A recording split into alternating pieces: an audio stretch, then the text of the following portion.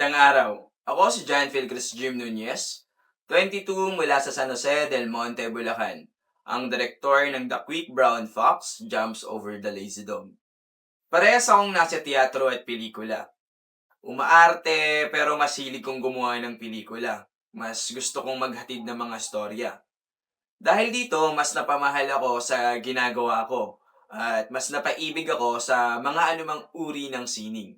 Noong bata ako, pangarap kong maging broadcaster kasi gusto kong maghatid ng kwentong makatotohanan at base sa nangyayari. Ngunit hindi ako pinalad. Kaya sabi ko, gagawa na lang ako ng pelikulang magiging boses at magmumulat sa lipunan.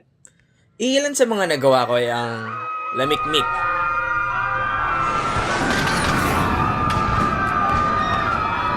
Five Seconds Rule,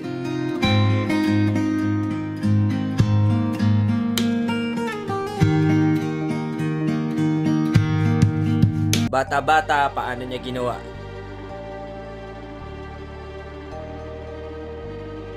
At ang 4950. 49 50 The Quick Brown Fox Jumps Over the Lazy Dog.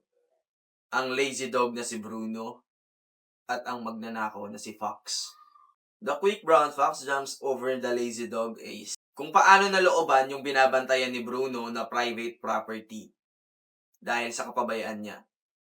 Si Bruno ay may iniingatan na title pero hindi niya ginagawa ng maayos ang trabaho niya.